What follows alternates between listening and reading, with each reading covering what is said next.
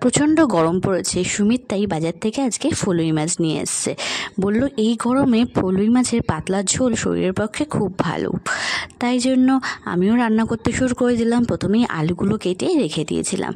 আমি first time ফলুই মাছ রান্না করব, তাই একটু গুছিয়ে নিয়েছিলাম, কিন্তু বেশি কিছু লাগবে না ফলুই মাছ করতে।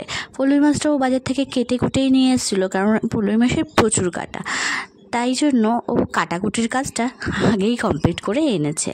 এবার আমি একটা রেগুলারের মশলা করে নিয়েছিলাম, একদম হালকা রাখবো বলে একটু গোটা ধনে, আদা, তেজপাতা আর কাঁচা লঙ্কা আমি পেস্ট করে নিয়েছি। তারপর কড়াইয়ে তেল দিয়ে একটু কালো জিরে ফোড়ন দিয়ে ওই মশলাটা দিয়ে ভালো করে নাড়াচাড়া করে নিয়েছি।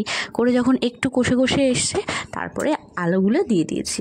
আলু আমি কেটে রেখেছিলাম, কেউ ভেজেও নিতে পারেন, আমি ভেজে নিয়েছি। আর কেউ একেবারে এই মশলা কষানোর পরেও দিয়ে দিতে পারেন। তারপর যখন আলুগুলো এর মধ্যে দিয়ে দিয়েছি, তার আগে আমি একটু টমেটো দিলাম।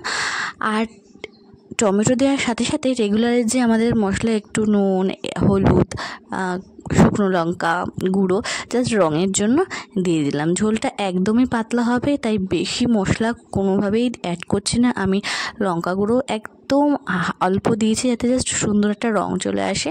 তারপরে জল দিয়ে আলু দিয়ে একটু ফুটতে দিলাম। যখন ঝোলটা টকবক করে ফুটছে, সেই মুহূর্তে দিয়ে দিলাম মাছ ভাজাগুলো আমি একটুখানি লাল লাল করেই ভেজেছি, কারণ একদম পাতলা মাছ তো খেতে ভালো লাগবে। ব্যাস রেডি হয়ে গেল আমার ফলুই মাছের ঝোল।